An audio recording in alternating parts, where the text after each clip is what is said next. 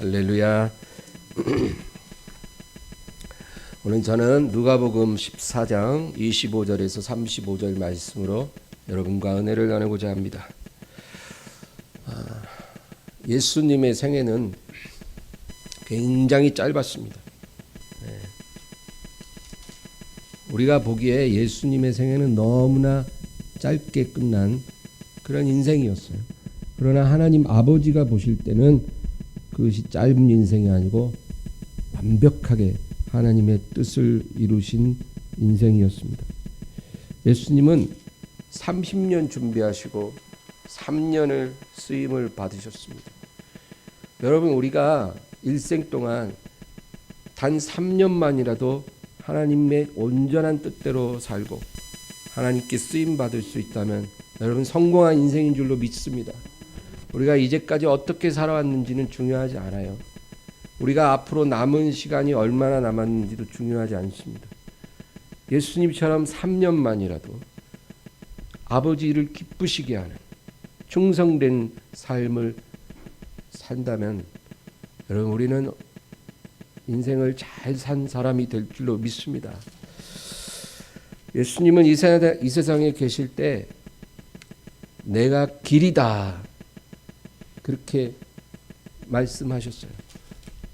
그 예수님이 많은 설교가 사실은 같은 일관된 메시지예요. 내가 길이라는 거. 길을 찾으려고 애쓰지 말. 내가 길이라.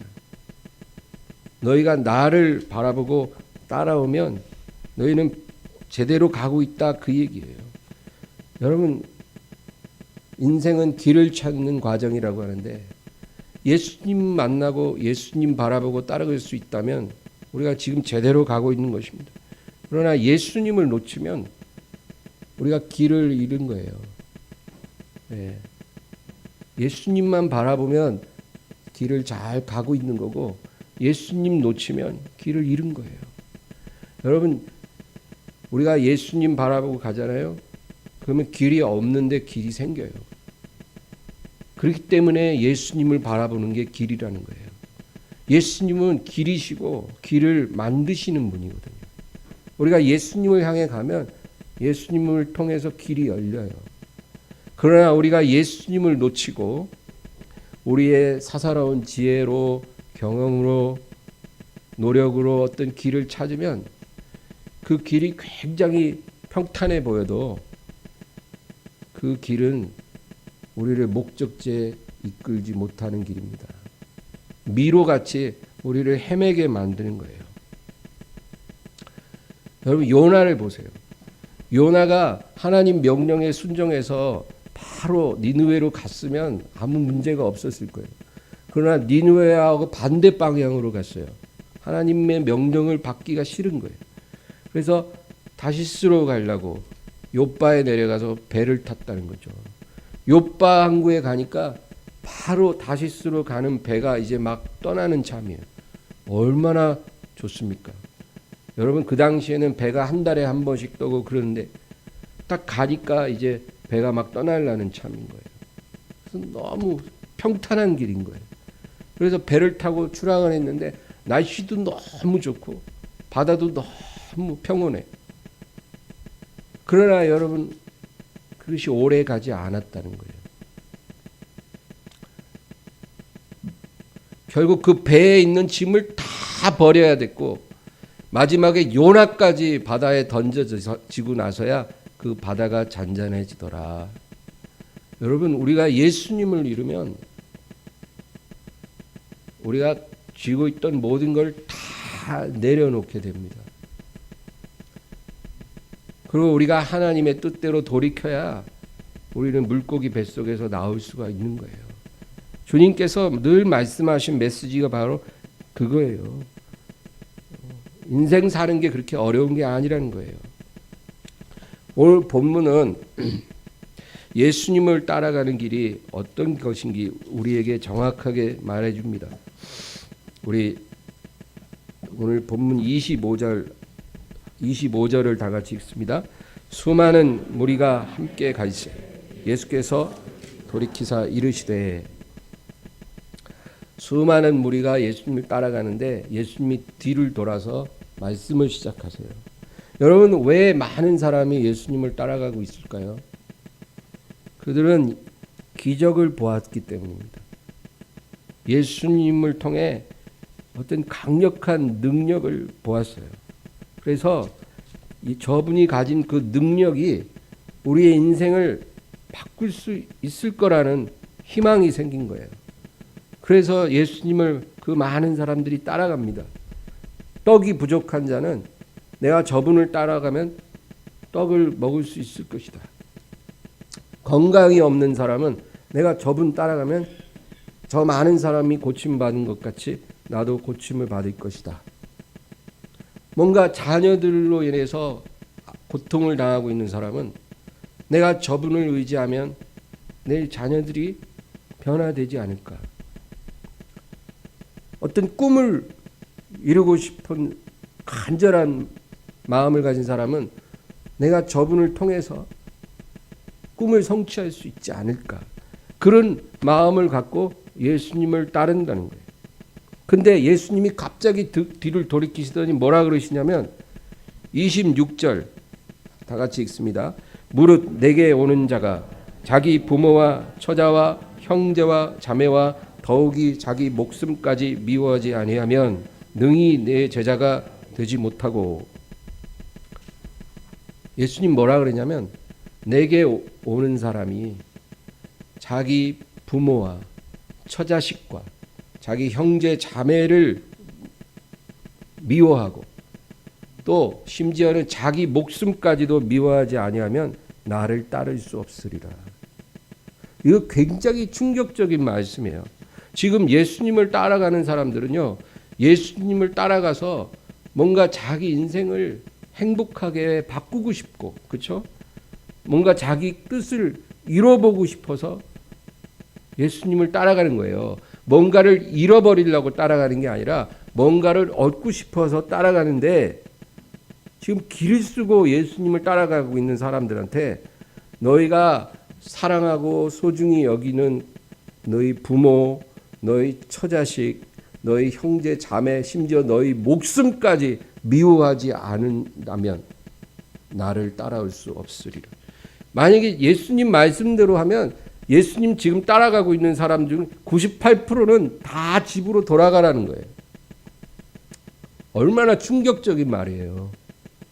네.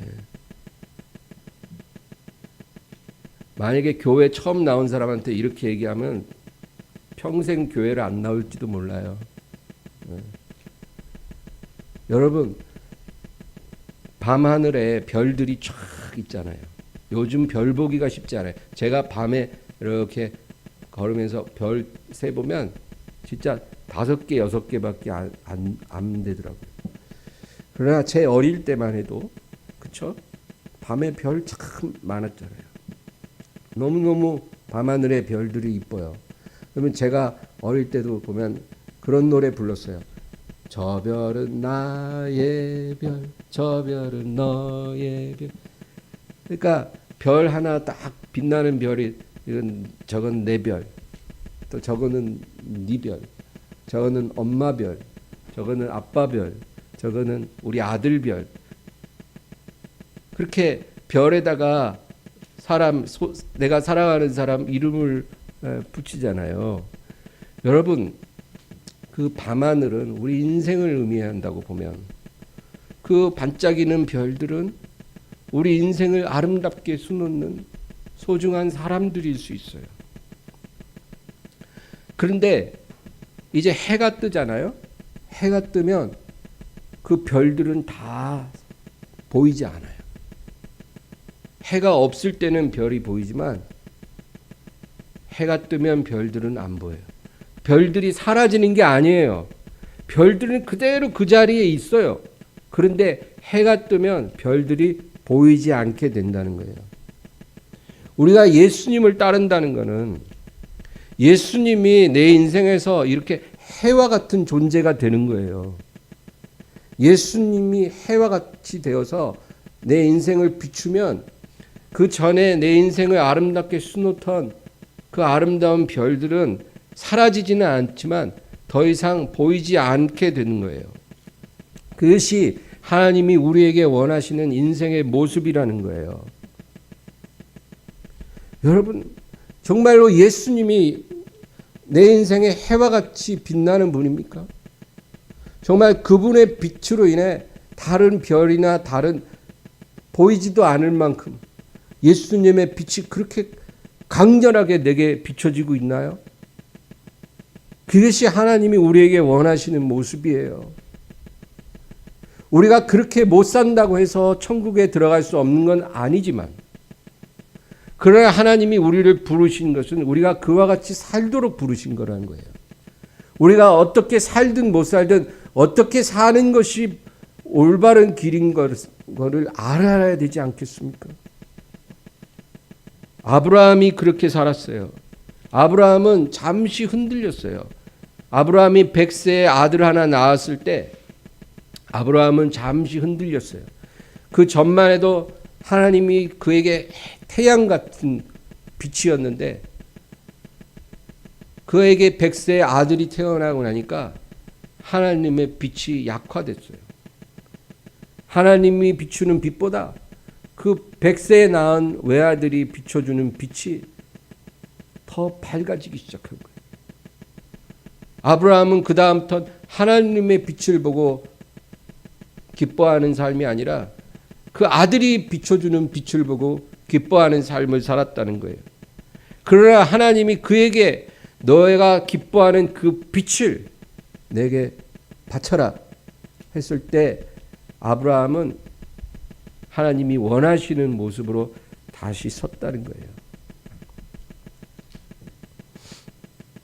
그럴 때 하나님이 아브라함에게 약속을 하십니다. 아브라함아, 네 장막 밖으로 나와서 저 밤하늘의 별을 보아라.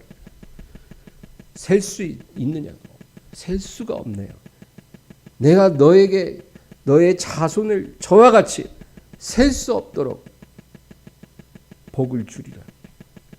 여러분, 우리가요, 내게 하나밖에 없는 그 별을 따서 하나님께 바치면 하나님께서 아브라함에게 약속하신 것처럼 셀 수 없는 별을 우리에게 주시는 것입니다.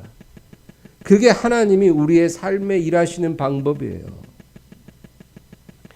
하나님을 우리의 전부로 여기면 하나님이 우리의 전부가 되어주시고 우리의 모든 것을 더해 주시는 것입니다. 그러나 아담은 실패했어요. 아담은 하나님의 말씀보다 자기 아내와의 관계를 더 중요하게 여겼어요. 여러분, 하나님의 말씀은 햇빛과 같아요. 하나님의 말씀이 확 비추면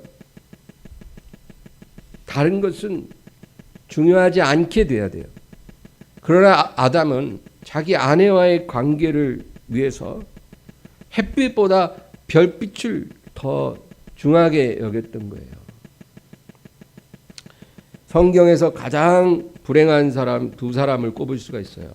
하나는 야곱의 쌍둥이 형인 에서입니다. 그리고 또 하나는 아브라함의 조카인 롯의 아내였어요. 이 두 사람의 우리에게 중요한 교훈을 줘요. 롯의 아내와 에서는 공통점이 있어요. 이 두 사람은 막대한 영적 유산을 갖고 있었던 사람이에요. 그 말은 하나님의 축복을 받을 수밖에 없는 그런 조건 속에 있었던 사람들이라는 거예요. 여러분, 이게 얼마나 좋은 건지 몰라요. 그렇죠? 에서는 여러분 누구의 아들이에요? 이삭과 리브가의 아들이에요.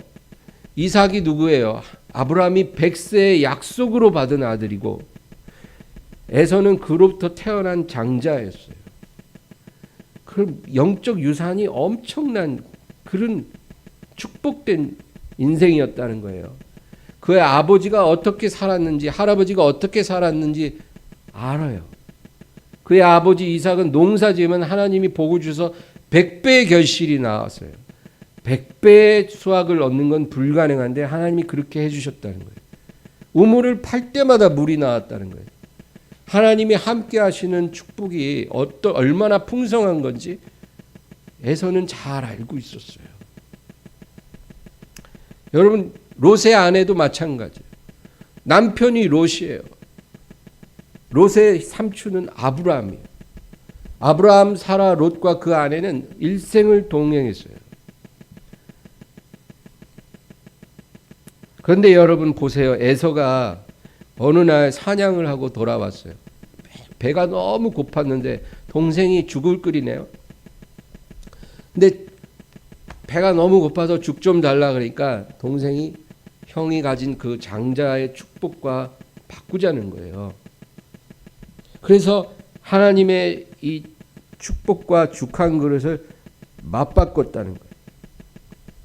지금 너무 배가 고파서 저 죽 한 그릇 꼭 먹어야 되는데 내가 가진 영적 축복을 맞바꿔야만 죽을 준다고 하니까 그걸 바꿔버렸다. 여러분, 상황에 따라 우리 믿음이 달라지고 우리 결정이 바뀐다는 건 아주 잘못된 것입니다. 장자의 축복을 어떻게 당장의 이익과 바꿀 수가 있겠어요? 우리 히브리서 12장 16절 17절 말씀을 한번 보겠습니다. 12장 16절 17절입니다. 음행하는 자와 혹 한 그릇 음식을 위하여 장자의 명분을 판 에서와 같이 망령된 자가 없도록 살피라. 너희가 아는 바와 같이 그가 그 후에 축복을 이어받으려고 눈물을 흘리며 구하되 버림바가 되어 회개할 기회를 얻지 못하였느니라. 보세요. 한 그릇 음식을 위하여 장자의 명분을 판 에서는 망령된 자라는 거죠. 그가 나중에 축복을 받으려고 눈물을 흘리며 구해도 회개할 기회를 얻지 못했다. 에서는 자신이 팔아버린 거를 언제라도 다시 찾아올 수 있을 거라고 생각했다는 거예요. 내가 지금 배가 너무 고파서 내 영적 축복과 죽 한 그릇을 바꾸지만 내가 언제라도 다시 되찾아올 수 있을 것이다. 그러나 영원히 찾을 수 없었다는 거예요. 눈물을 흘리며 간구해도 그는 그것을 돌이킬 수가 없었다. 여러분, 중요한 교훈이에요. 축복을 받을 수밖에 없는 사람이었는데 그 축복을 잃어버렸어요. 또 한 사람, 롯의 아내도 마찬가지예요. 이 사람도 구원을 받을 수밖에 없는 조건을 갖고 있었다는 거예요. 여러분, 아브라함이 하나님 앞에 저 소돔에 의인 10명이 있으시면 어찌 하시겠습니까? 내가 그 의인 10로 인해서 소돔을 멸하지 아니하리라. 그렇게까지 하셨잖아요. 그 아브라함이 그렇게 중보한 이유는 그곳에 살고 있는 자기 조카와 그 아내와 그 자녀들이 망할까 봐 10명까지라도 하나님과 줄다리기를 했던 거예요. 그들을 살리고 싶어서. 그러니까 이 롯의 아내는 아브라함의 중보 기도를 받는 대상이었다는 거예요. 하나님이 너무나 기뻐하는 그 믿음의 사람이 날마다 중보 기도하는 사람이 바로 이 롯의 아내였어요. 또 그 남편 롯도 믿음의 사람이었어요. 롯이 천사 둘을 집으로 데리고 왔거든요. 롯의 아내는 남편이 데리고 온 그 천사들에게 열심히 요리해서 음식 대접하고 발 씻을 물 갖다 주고 그런 일을 했어요. 남편 잘 만나갖고 천사한테 식사 대접도 하고 구원을 받을 수밖에 없는 그런 조건을 갖고 있었다는 거예요. 그런데 이 여자가 천사가 하는 경고를 흘려들었어요. 너희가 산으로 도망갈 때 절대로 뒤를 돌아보서는 안 된다. 이게 누구 말이에요? 천사가 하는 말이에요. 여러분, 천사가 방금 그렇게 말을 했는데 가다가 돌아봤다는 거예요. 이게 말이 되는 거예요? 이 롯의 아내는 그렇게 영적 유산을 갖고 사는 사람이었지만 정작 자기 자신은 하나님과 영적인 교제가 없었다라는 것을 말해주는 거예요. 우리가 하나님의 말씀에 빛이 비치면 그 빛을 따라 순종해야 한다는 사실을 잊지 말아야 돼요. 그런데 하나님의 말씀이 비춰져도 그거를 그냥 소홀히 생각하는 거예요. 하나님 말씀에 내가 순종하는 것이 얼마나 절대적으로 내 운명에 중요한 것인지를 알지 못했어요. 그냥 뇌상 듣는 말씀 한 귀로 들어왔다가 잠깐 머물다 한 귀로 나가는 거예요. 그러니까 어떻게 됐어요? 구원을 못 받았어요. 오늘 본문으로 다시 돌아가서 누가복음 14장 27절 우리 한번 읽겠습니다. 누구든지 자기 십자가를 지고 나를 따르지 않는 자도 능히 내 제자가 되지 못하리라. 오늘 하나님께서 우리에게 두 가지를 말씀하시는 거예요. 예수님이 뒤돌아서 자기를 따라오는 사람들에게 두 가지를 말씀하셔요. 이 두 가지가 없이는 너희가 나를 따라올 수 없다라는 거예요. 근데 첫 번째는 아까 얘기한 자기 부모와 처자식과 형제 자매를 미워하고 또 자기 목숨까지도 미워하지 않으면 나를 따라올 수가 없다. 그것이고요. 두 번째는 누구든지 자기 십자가를 지고 나를 따라오지 않는다면 나를 따라올 수가 없다. 그 얘기거든요. 여러분, 십자가를 진다는 게 뭘까요? 십자가를 지라. 우리가 이거를 어떤 일꾼이 공사판에서 무거운 등짐을 지고 일하는 것처럼 생각하기 쉬워요. 우리가 어떤 사명, 어떤 직분을 그냥 충성스럽게 감당하는 것, 그게 십자가 아닌가 이렇게 생각하는데, 여러분, 십자가라는 거는 그렇게 가벼운 뜻이 아니에요. 십자가를 진다는 거는 지금 죽으러 간다 그거예요. 예수님 시대에 어떤 사람이 등에다 십자가를 메고 가고 있다는 거는 지금 그 사람이 처형장까지 죽으러 가는 거예요. 자기가 매달릴 형틀을 지금 지고 가는 거예요.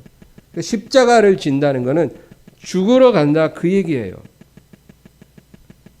그러므로 십자가를 지고 가는 사람은 이제 잠시 후면 죽을 거기 때문에 자기 안에 있던 욕망들, 모든 이 세상에 속한 소원들, 어떤 미련을 다 내려놓을 수밖에 없어요. 그렇죠? 이제 1시간 후면은 죽을 사람인데 무슨 미련이 마음속에 있겠어요. 십자가를 지고 가는 사람은 내가 이제까지 움켜쥐고 있던 모든 미련을 다 내려놓는 거예요. 그게 십자가를 지는 사람의 마음인 거예요. 근데 이 마음을 너희가 갖고 있지 않다면 너희가 나를 제대로 따라올 수가 없느니라. 여러분, 십자가를 지고 있는 사람은 그렇기 때문에 우리가 사는 모습이 다를 수밖에 없어요. 뭔가 이 자기 일을 하다가 좀 안 풀려도 그렇게 중요하지 않은 거예요. 일이 좀 안 풀리면 막 사람들 막 화내고 막 술 마시고 막 싸우고 이러지만, 십자가를 지고 있는 사람은 이 세상 일이 좀 안 풀려도 그렇게 크게 개의치 않아요. 잠시 후면 죽을 건데 뭐가 이렇게 큰일이겠어요. 내가 남보다 좀 덜 가져도 상관하지 않고, 사람에게 좀 실망하고 상처를 받아도 그게 중요하지 않은 거예요. 왜? 좀 있으면 죽을 건데. 그렇잖아요. 지금 이제 일주일밖에 못 사는 사람이 침상에서 자기 문병원 자기 친구한테 너 500만 원 뽀간 거 빨리 갚아 이씨. 막 이런 사람 봤어요? 없어요. 이제 곧 죽을 사람이 자기가 빌려준 돈 못 갚았다고 왜 억울해 하겠어요? 아무것도 아닌 거예요. 그러므로 너희가 나를 따르려면 이 두 가지를 각오해야만 따라올 수 있을 것이다. 그리고 예수님이 28절에서 32절까지 두 가지 비유를 말씀했어요. 28절에서 32절 읽겠습니다. 너희 중에 누가 망대를 세우고자 할진대 자기의 가진 것이 준공하기까지에 족할는지 먼저 앉아 그 비용을 계산하지 아니하겠느냐. 그렇게 아니하여 그 기초만 쌓고 능히 이루지 못하면 보는 자가 다 비웃어 이르되 이 사람이 공사를 시작하고 능히 이루지 못하였다 하리라. 또 어떤 임금이 다른 임금과 싸우러 갈 때에 먼저 앉아 1만 명으로서 저 2만 명을 거느리고 오는 자를 대적할 수 있을까 헤아리지 아니하겠느냐. 만일 못할 터이면 그가 아직 멀리 있을 때에 사신을 보내어 화친을 청할지니라. 아멘. 지금 이 비유는 같은 의미예요. 어떤 사람이 망대를 세우려고 해요. 건축을 하려고 하는데 건축을 시작하기 전에 먼저 비용 계산을 하고 그 비용을 자기가 충당할 어떤 각오가 되고 자신이 있으면 건축을 시작하는 게 맞죠. 만약에 비용을 계산하지 않고 그냥 시작부터 했다가 중간에 그 공사가 멈추면 지나가는 사람이 보고 다 비웃지 않겠느냐. 예수님의 말씀이고요. 또 한 왕이 다른 나라와 전쟁을 준비할 때 내가 전쟁을 일으켜서 이길 수 있을까? 먼저 계산해보고 전쟁을 일으키는 게 맞죠. 만약에 내가 이기지 못할 것 같으면 전쟁을 일으킬 수가 없는 거예요. 여러분, 왜 예수님이 이 비유를 하셨을까요? 너희가 나를 따라오려고 한다면 따라오기 전에 비용 계산을 하라는 거예요. 먼저 앉아서 너희가 무엇을 대가로 지불해야 하는지를 먼저 따지고 그 비용을 지불할 각오가 됐다면 나를 따라오고 자신이 없다면 지금 포기하라. 만약에 너희가 나를 따라오다가 중간에 포기하고 돌아가면 사람들이 너희를 비웃지 않겠느냐. 여러분, 우리가 예수님을 믿음으로 구원을 받았어요. 정말 구원은 어려운 게 아니에요. 하나님의 부르심을 따라 우리가 순종하고 예수님을 영접하고 그 이름을 부르고 정말 그분을 믿으면 우리가 구원을 받아요. 그러나 그렇게 구원받은 사람이 그 상태로 계속 머물러만 있으면 그 믿음을 잃어버려. 그 믿음을 원수가 와서 빼앗아 간다는 거예요. 절대 가만두지 않아요. 그래서 우리는 계속 전진해야 돼요. 계속 움직여야 돼요. 마치 물에 빠진 사람이 가만히 있으면 빠지지만 계속 팔다리를 움직이면 물에 빠지지 않고 앞으로 나아가는 것처럼 우리도 구원을 받았으면 하늘의 부름을 받을 때까지 우리가 주님이 원하는 방향으로 나아가야만 우리가 살아요. 우리의 믿음이 지켜지는 거예요. 근데 우리가 어떤 방향으로 나아가야 돼요? 예수님을 향해 나아가는 거예요. 예수님이 길이거든요. 예수님만 바라보고 가면 문제가 없어요. 그런데 예수님이 뒤돌아 뭐라고 말씀하시냐면 이 두 가지가 없으면 네가 나를 따라오기 어려울 거라는 거예요. 지금 많은 사람들이 이 두 가지를 계산하지 않고 전혀 신경 쓰지 않고 예수님을 따라갈 수 있을 거라고 생각을 한다는 거예요. 그러나 그렇게 했다가는 우리가 다 주저앉는다는 거예요.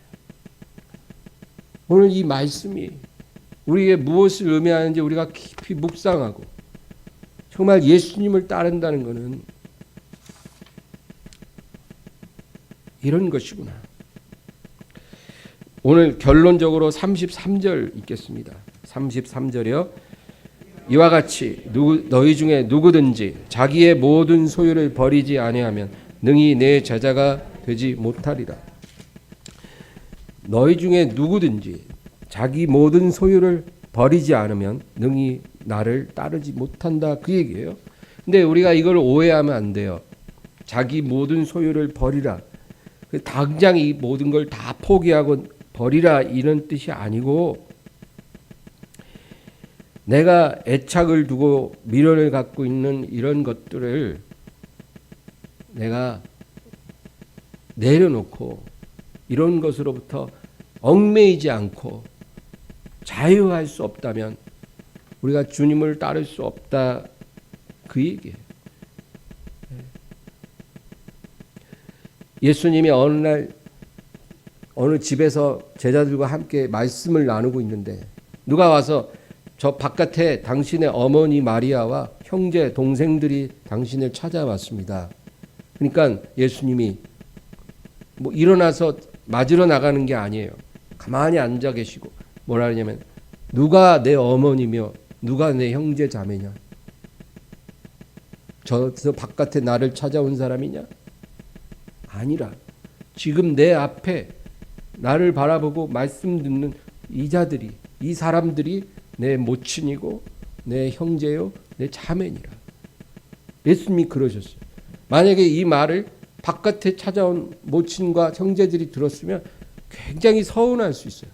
야, 뭐 선지자 됐다고 완전히 가족도 이제 모른 척하고 뭐 저런 거냐? 그러나 예수님이 말씀하신 건 결코 가족을 버리라는 뜻이 아니었어요. 그것으로부터 얽매이지 말고 자유하지 않으면 하나님을 따를 수 없다 그 얘기예요. 예수님은 자기 어머니와 형제들을 사랑하셨어요.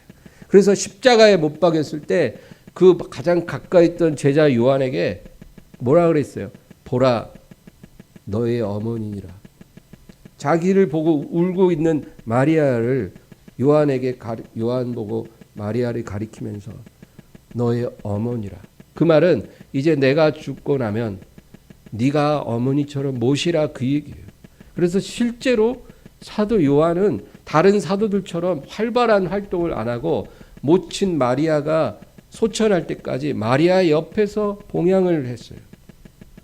예수님은 돌아가시기까지도 어머니를 사랑하고 생각했다는 거죠.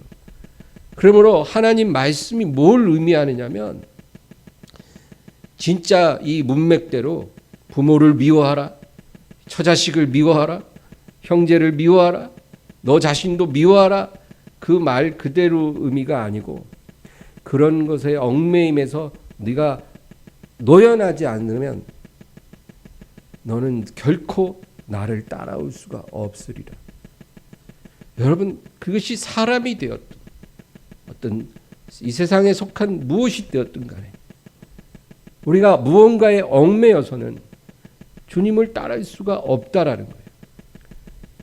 우리는 주님을 통해서 무엇을 얻으려고 생각하고 이제까지 신앙생활을 해왔을 수도 있어요. 그리고 주님을 믿으면서도 내가 쥐고 있는 것을 놓을 필요가 없고 그것을 다 가질 수 있다고 우리는 생각하는지도 몰라요. 그러나 주님께서는 이런 모든 것들에서 너가 자유하지 않는 한 너는 나를 따를 수 없다. 아까 아브라함의 얘기를 했잖아요.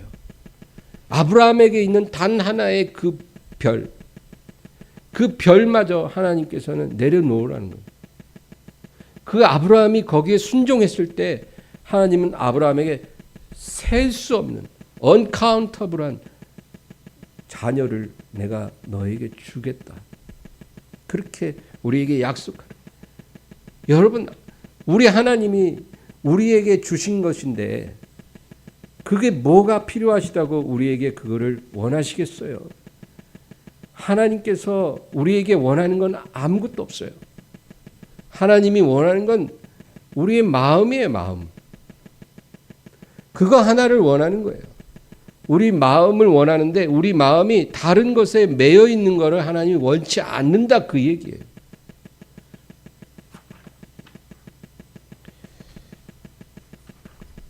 (34절) (35절을) 우리 읽겠습니다. 소금이 좋은 것이나 소금도 만일 그 맛을 잃으면 무엇으로 짜게 하리요? 땅에도 거름에도 쓸데없어 내버리느니라. 들을 귀가 있는 자는 들을지어다 하시니라. 여러분 맛을 잃은 소금 한번 이런 소금이 있나요? 저는 아직 본 적이 없어요. 근데 만약에 맛을 잃은 소금이 있다면 정말 그것만큼 무가치한 것도 없을 거예요. 무슨 소용이 있겠어요 그게. 왜 예수님이 이 얘기를 하실까요? 오늘 이 본문의 맥락에서 소금은 좋은 것이나 만일 그 맛을 잃으면 무슨 소용이 있으리요? 주님을 따르지 못하는 목사, 주님을 따르지 못하는 장로, 권사, 그리스도인은 하나님이 보실 때 맛을 잃은 소금과 똑같다는 거예요. 겉으로는 소금인데 맛이 없는 거예요. 짠맛이 없어요. 아무 의미가 없어요. 우리가 직분이 무언가는 중요하지 않거든요. 교회에 얼마나 오래 다녔는가 뭐가 중요하겠어요. 지금 이 순간 내 삶이 정말 주님 말씀의 빛을 따라 주님을 향해 나아가고 있지 않다면 그냥 무가치하다 그 얘기입니다. 마지막 날에 주님께서 양과 염소를 착 나누신다 그랬어요. 많은 가축의 떼 가운데 양도 있고 염소도 있는데 멀리서 보면 비슷해 보여요. 근데 주님이 오셔서 양은 우편에 염소는 좌편에 쫙 나누시는 거예요. 근데 여러분 양과 염소가 어디서 다르냐면 양은 목자 부르면 잘 따라와요.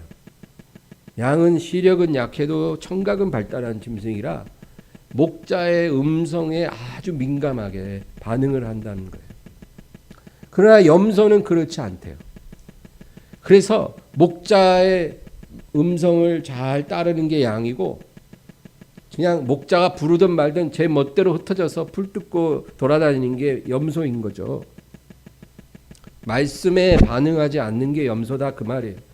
그래서 그걸 나누는 거예요. 근데 이 염소들에게 목자가 뭐라 그러냐면 내가 너희를 도무지 알지 못하노라. 내가 너희를 알았던 적이 없다. 근데 여기서 안다는 것은 그들의 이름을 모른다는 말이 아니에요. 그들이 어떻게 살아왔는지를 모른다는 말이 아니라 너희들이 내가 말한 대로 순종하고 나를 따라왔는지 나는 알지 못한다는 거예요. 너희들이 내 말에 반응하고 내 말을 두려워하고 내 말에 순종했는지 나는 그것을 모른다. 여러분, 제가 오늘 이 말씀을 나누는 것은 우리 여러분들에게 겁을 주려고 하는 게 아니에요. 우리가 정말 주님 앞에 설게 될 것입니다. 그 사실을 의심하는 사람이 있나요? 우리가 장차 조만간 우리에게 마지막 순간이 오고 주님 앞에 서게 된다는 거예요. 그랬을 때 우리가 너무 당황하고 너무나 놀라고 너무나 낙심하고 너무나 절망하게 될까 봐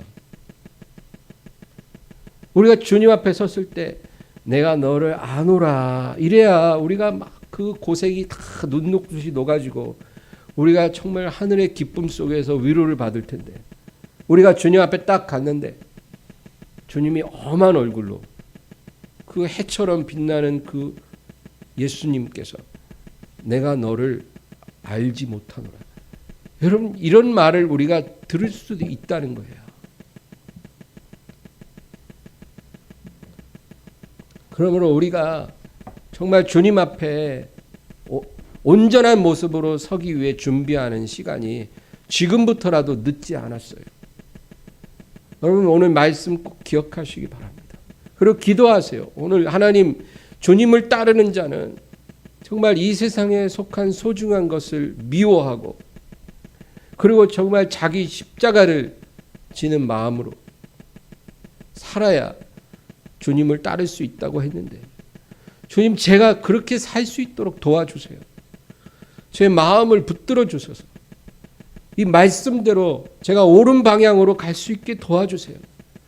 비록 하루아침에 제가 정말 사도 바울처럼 변화되고 뭐 욥이나 엘리야처럼 변화될 수는 없어도 내가 옳은 방향으로 날마다 나아갈 수 있도록 저를 붙잡아 주세요. 그 말씀의 빛이 나를 비춰서 그 빛 안에 거하고 그 빛을 따라가고 그리고 그 빛으로 만족하고 살아갈 수 있도록 도와주세요. 여러분 이와 같이 기도하게 되기를 주의 이름으로 축원합니다. 우리 말씀을 생각하면서 우리 간절히 주여 세 번 부르고 기도하겠습니다. 주여